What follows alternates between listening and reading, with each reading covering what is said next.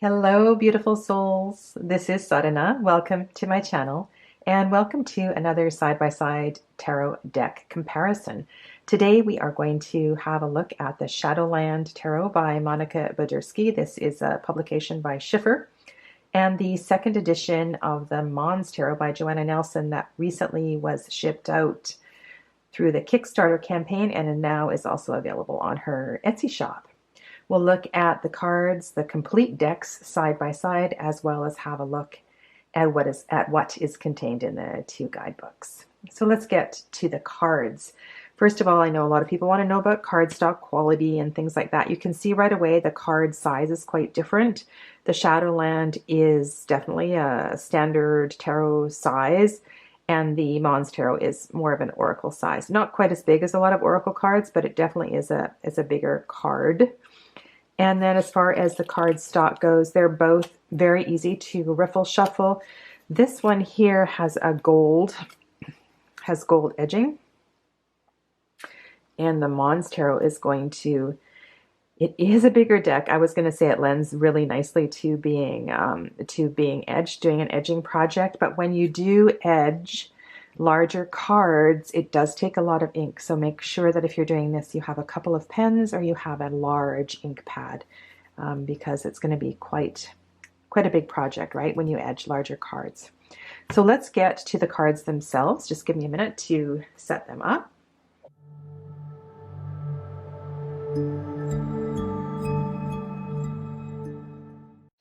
Welcome to the world of Monstarot. This is a world of kind micro monsters, helpful bugs, and fantastical whimsical creatures such as bunny flies and flinosaurs. It is a light-hearted and compassionate world, not so different from our own. But don't be fooled by their cuteness.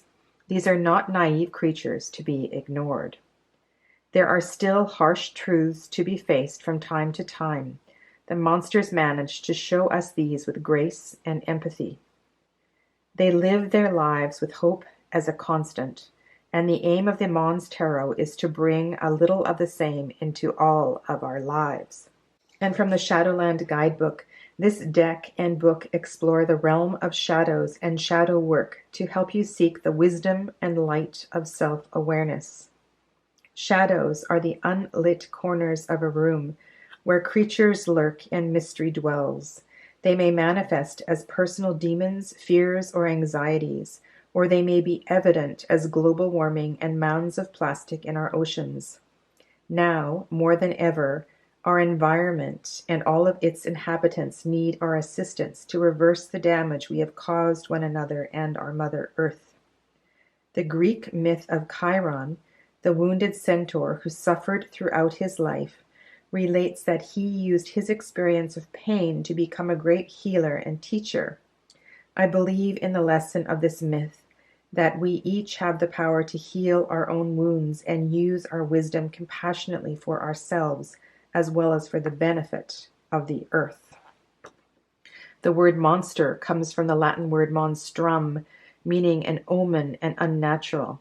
The concept of monsters or mythological beings is as old as mankind and may stem from an archaic memory of ancient creatures, but may also be our way of representing the concept of other or unnatural. And with that little introduction, let's get to the cards. Besides the obvious difference of the size of the cards, you'll notice that the majors are not numbered in the Monstarot, and that the creator has signed each of the cards. So you'll see her signature right here underneath the mushroom and in different places on each of them. The details are really sweet. We have the eyes and all of the flowers here. This magician, I love. 4 different legs. The magician has 3 legs, and these almost look like gloves to me. Even the monster is wearing gloves, monster gloves. There's your infinity symbol, I think, right here. At first impression, I thought the Monstarot was more straight up RWS than Shadowland, but there are symbols and different things in the Shadowland that really speak to RWS. For example, in the High Priestess, we have the trees here framing this card, which is really well done. The artwork is going to appeal to different people. There is a simplicity to the mods, and some people don't like busy imagery. And other people are going to love the imagery in Shadowland. It reminds me of a favorite cartoon that I used to read. And if you take your time, you'll see there are hidden symbols within both of these decks. This may very well be wheat, right? A symbol of fertility here.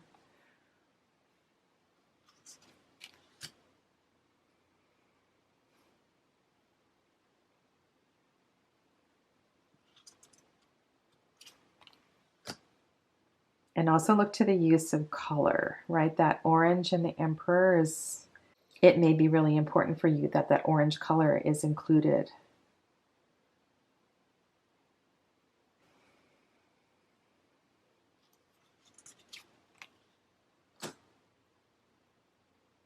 Very interesting that the figure on the right in the Lover's card is so similar to the Hierophant card, except in the Hierophant we have the antlers here, and here we have the trees growing out of the head of what looks to be an identical figure there.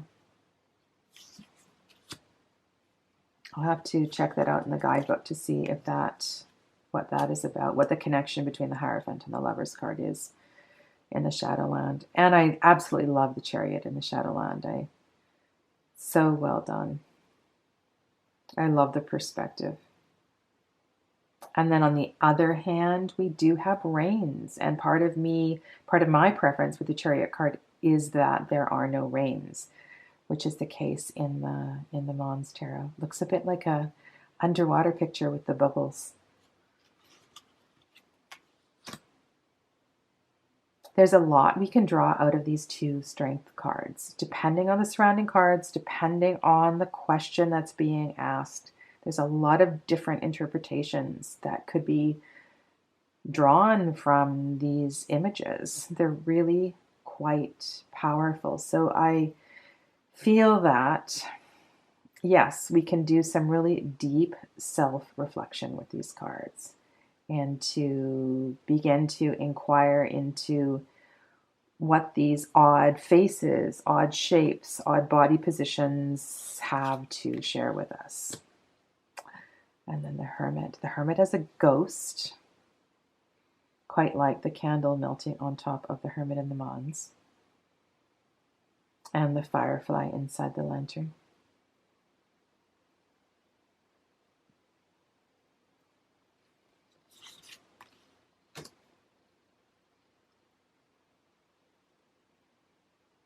And sometimes, to tell you the truth, I am drawn to simplicity, and other times I love the complex details, and that has my eye drawn to the Shadowland and looking into the picture, the different layers, the things that are hidden within the artwork. However, in a large spread, it's really nice to not have cards that are, that have that much going on. The Hanged Man.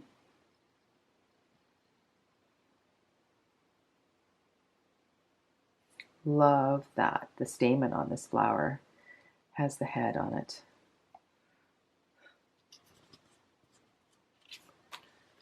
Death. I'll try to go a little faster. My intention here is that you can see, just get a real feel for the different energy of these two decks and the similarity at the same time.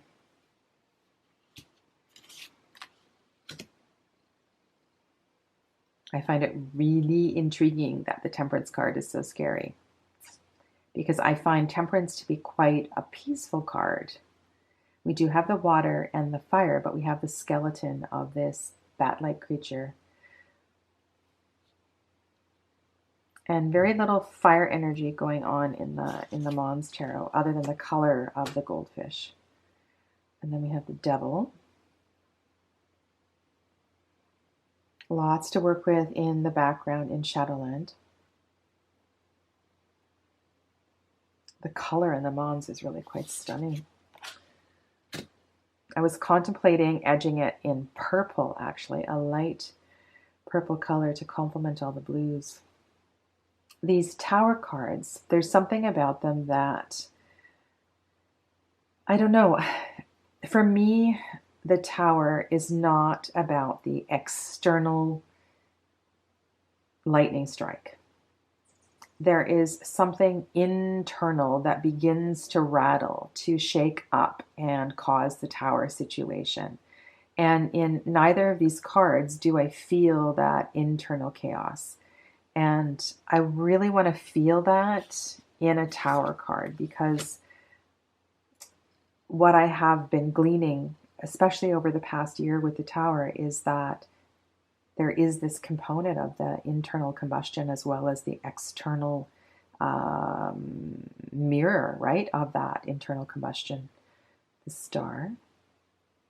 Love the Monstarot. It's very sweet. And I think that tendency to lean to the sweetness and see the sweetness in the Monstarot may be a deception, because it can read very matter-of-factly. And I think you're going to get that through the simplicity of the artwork.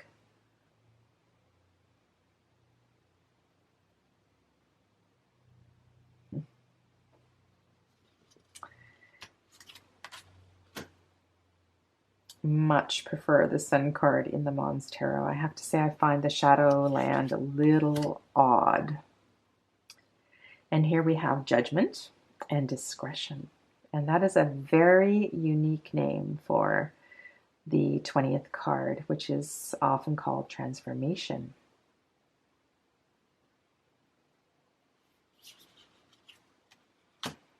And there's your World card. So remember I said I found at first glance the Monstarot to be very traditional, but here we have in the Shadowland, we have the 4 figures representing the 4 elements, or the 4 suits, right, around the mandorla. And in the Monstarot, we do have an extra card called the Luminary. Beautiful color. Ace of Wands, which looks kind of ominous in the Shadowland. Our second card, the Ghost figure, 2. So you might like to pull out all of the ghost cards and have a look at them. I love doing that kind of work, you know, when I'm getting to know a deck, is to pull out the cards that have the similar energy. 3.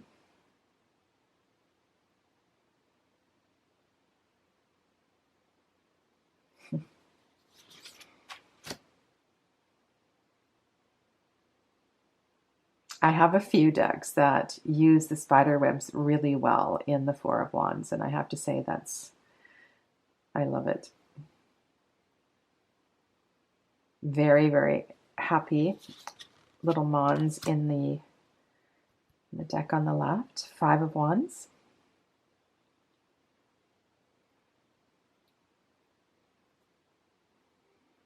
They both look to me more like confusion or chaos than angry fire. 6 of Wands.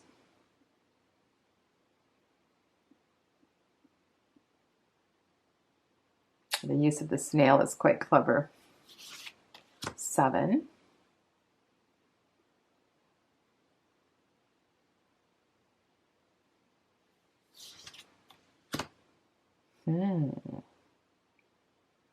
I always find it interesting, the direction that the wands are going in the 8 of Wands. And here we appear to be shooting the wands away. So the broomsticks are moving away from the earth.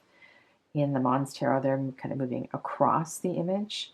And that, for me, if I do 9-card readings a lot, they are going to be shooting towards something. So that is very helpful. It's something I always look to. Once in a blue moon, once in a while, the wands are coming directly down to earth and it looks like they're ready to crash. something I always pay attention to. 9. Let's just pause here and turn to the guidebooks for the 9 of Wands. From the Monstarot, the keywords are perseverance, weariness, and steadfastness. This resilient little monster leans a bit on his wand, weary but full of determination as a wall of wands protect him for his final challenge. You can do this. It's been hard. You've worked and fought for a long time. You've not got much further to go, and you know this, but for now you need to rest and regroup to get there. There is one last hurdle to face, and you need all the determination to succeed. But you're confident despite your tiredness. You've learned so much on the way to this point, easily enough to overcome any obstacles left in your way. You know that with a little time to focus your energies, you'll come out triumphant. And from the Shadowland, this inhabitant sits reading a journal by candlelight while nursing a bump on his head. He will take his time reviewing past actions and assess what has led him to this point in his life before moving forward. The act of reflecting is vital for all of us. I will take you through the guidebooks in more detail in a little bit. And then the 10.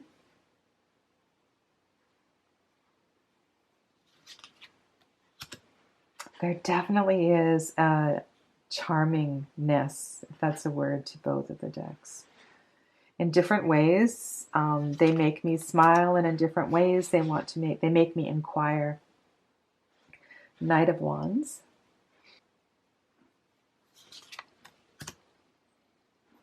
Queen,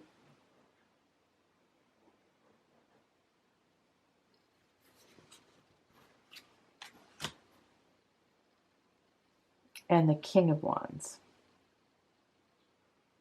And here is the Ace of Cups. Interestingly, both creators packaged the cards, and in the guidebook, the order is Pentacles, Swords, Wands, and Cups, with no explanation why they chose this order. But both decks are listed in the same order, so I find that really interesting. Love these 2 of Cups. There's a lot going on that you can pick up on in here if you know, sometimes I find 3 card readings are perfect because when there's a lot of little details in a card, it may be important just to pick up on a few little details rather than, I mean, I do big spreads, but perhaps that also is in getting to know a deck as well, taking your time, because each time I go through, I've looked at these cards, both of these decks, several times, and I see new things every time I go through the cards. These 4 of Cups are both really well done. 5.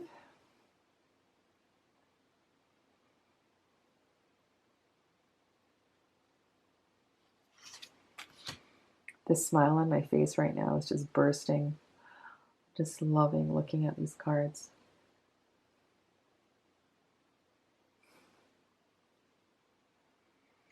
They both kind of make me happy. 7 of Cups.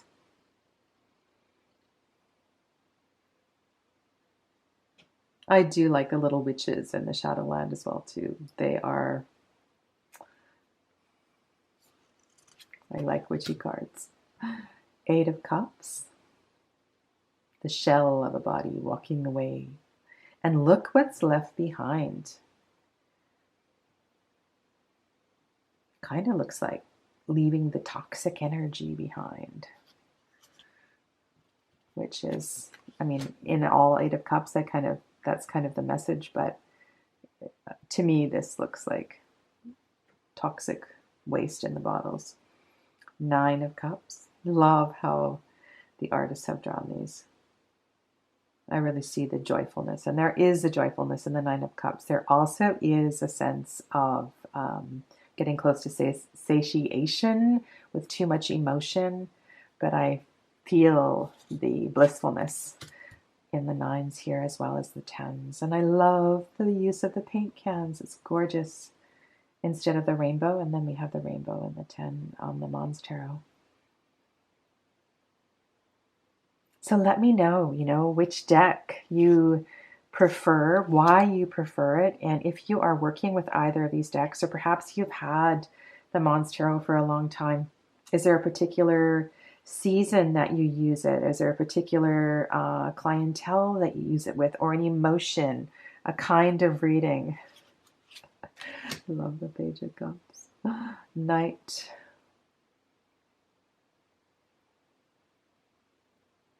So we have the Knight as a mer person.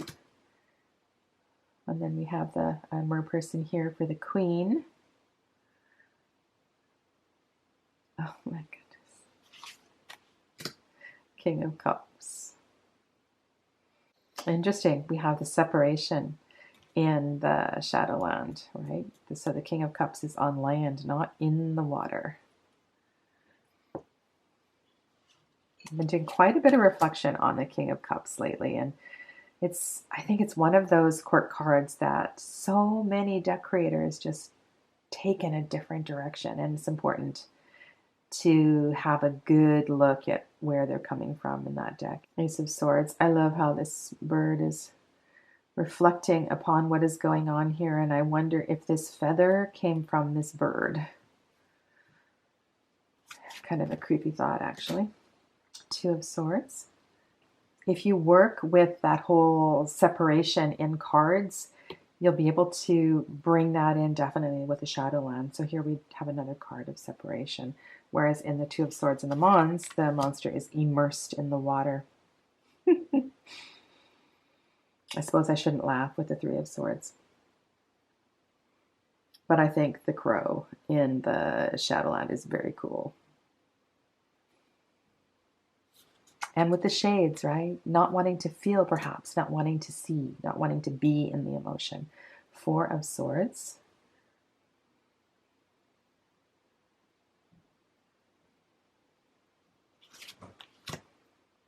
Five. In the Shadowland, the large crow has decided to take all the corn from the fall harvest. The other crows look on, wondering if he will share or hoard. The corn is symbolic of communal resources. When this card appears, it seems it is a time that someone in your midst feels the need to be the winner in any situation and will go to great lengths to achieve or support this outcome. Arguments, presentations, letters, and correspondences can be used to take power and have someone feel or assert dominance. And you are asked to take care in responding or even in how you disseminate information. And from the Monstarot, the monster has won a game of sword fighting. He now possesses all 5 swords and stands alone as the little bugs leave the beach. He wonders now if perhaps he may have played too competitively and aggressively. You've won, but you've pushed too hard, hurt people you care about, and now you stand alone in your victory. Did the ends really justify the means? Was it all really worth it? Or did the desire to win outweigh your compassion and better emotions? Your aggression, self-interest, and recent lack of empathy will have repercussions, and though you won this battle, you may end up losing the war. 6 of Swords.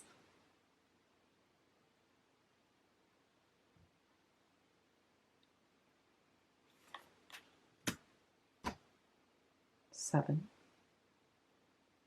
There's a few cards with pincushions, and that's another example of cards you could pull out and look at all the pincushion cards.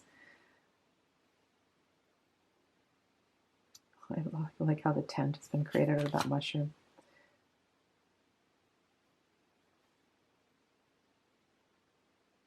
Here's another crow and feathers. So yeah, so you could do that also with the feather cards. Maybe there's a subtle message in why the artist chose feathers on certain cards and swords on another card. Love these 9 of Swords. Awesome. Like the jammies. And the little, I think, you know, the way the flies are riding the swords like a vehicle. Another pincushion card.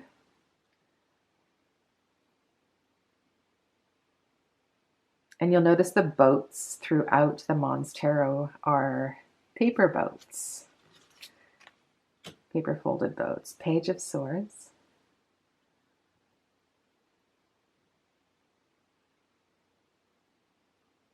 It seems to me that both creators have done a good job with positioning the monsters in different directions. So you will be able to use facings easily in either of these decks. The Knight of Swords riding a bat and perhaps a hummingbird on the left. Queen of Swords.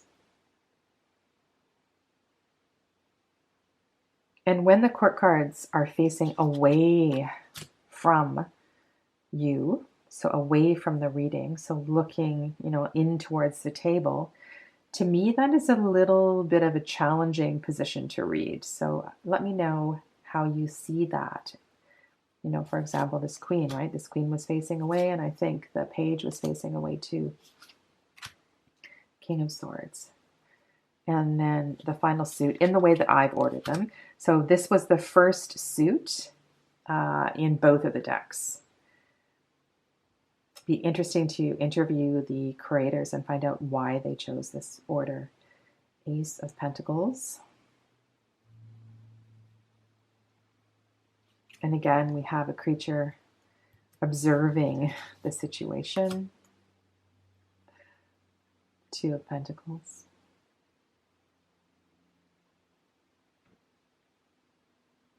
We have on the beach here, we have camels and this little mini pyramid in the suit of Pentacles. To me, these are, I would expect to see these symbols in the Wands suit in the desert. 3.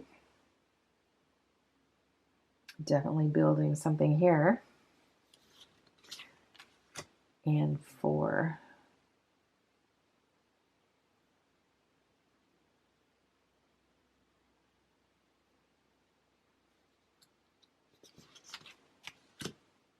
I'll read you one more. I'll choose one of the Pentacles and we'll look at the guidebook one more time. This one reminds me a little bit of, I don't know why, the Victorian Fairy Tarot, I think it is. 6 of Pentacles.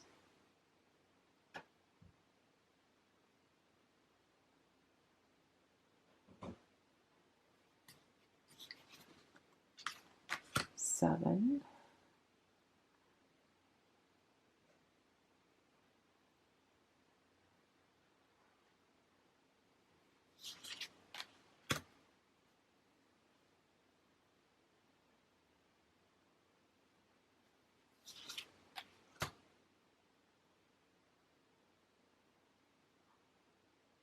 And I'll read you one of the court cards because I don't think that we've had a look at any of those yet.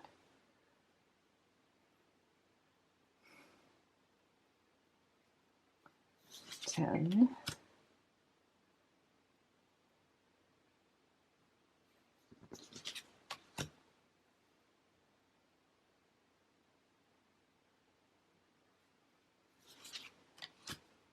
Okay, Queen of Pentacles. From the Monstarot, the keywords are maternal, nurturing, and homely. The Queen holds her pentacle maternally as if it was a baby. She is rich in motherly energy. Her little unigoat nestles its head against her leg as a bunny fly leaps into the air to get her attention and keep her alert. You want it all: financial independence, to create a welcoming home, and time for yourself as well. The Queen is nurturing and loving. You will succeed in both work and remaining present enough to emotionally support and relate to those you love, as long as you embrace the effort it takes.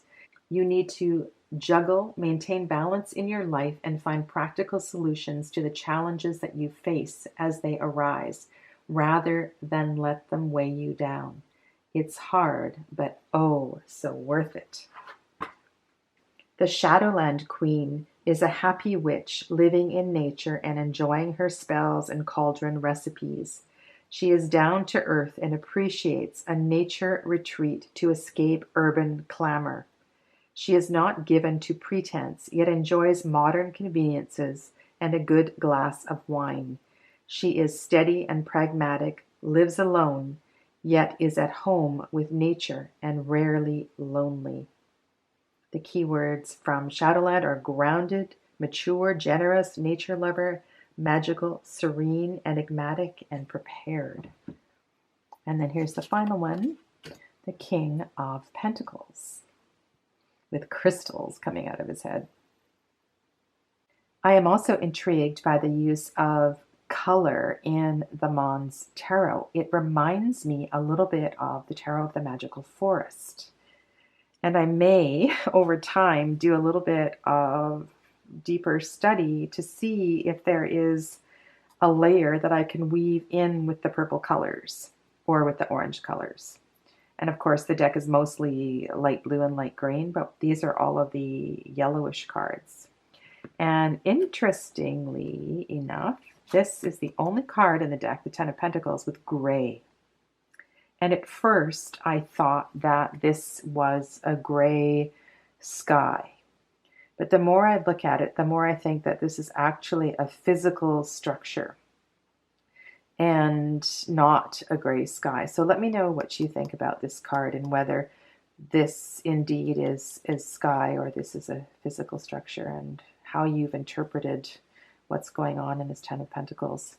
And here is the guidebook. I read you a few things from it. So it's just a small little blue book that comes in the deck itself. And you get short card descriptions, which you got a flavor of as I was reading before. And really nice to have keywords as a summary as well.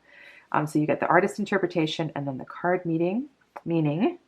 And then at the front, there is a little bit of extra things. So there is a description for the Illuminary, which is the extra card. I showed you that. And there's a couple of, a little bit of information about spreads and so forth. And I read you the introduction already, the welcome to the world of Monstarot. The guidebook for the Shadowland Tarot is excellent and is a reason to purchase the deck itself. Schiffer Red Feather did a really good job in this production, and as well, the contents of the book are fantastic. I read you a little bit from the preface at the beginning of the video. The foreword is by Liz Bean. And so there's a significant amount of information to help with understanding what this deck is about.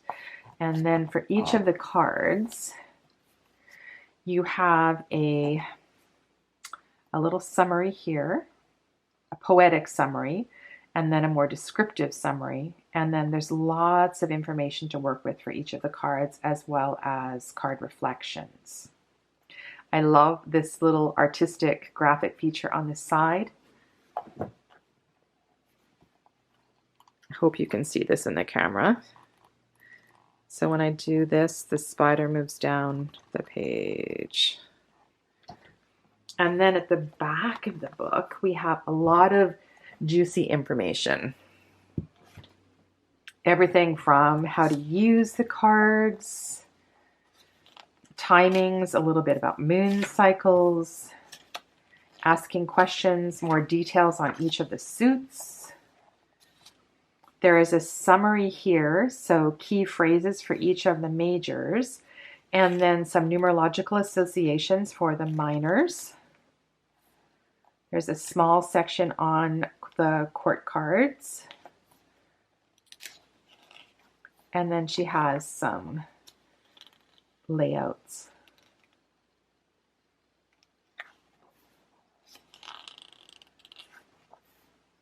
So yeah, a really fantastic book. The only thing that this book doesn't have is she doesn't do a sample reading. But lots of details on how to do the readings. And then there's a tarot FAQ. So yeah, so a really great book and a bibliography to boot. So really high marks for me in this guidebook. I also mentioned that I'm going to have a look at some of the similarities in the cards. So I'm going to look at the pincushion cards, and I'm going to have a look at the figures that are facing away and try to figure out why the creator made that choice. And I'm not sure if these are the only 3 ghost cards, but to do something similar with that and just do a little bit of reflection on what the ghost represents. These are just a few of my reflections on the Shadowland Tarot and the Mons Tarot. Thank you for joining me today, and I look forward to chatting with you in the comments below. Stay well, my friends. Namaste.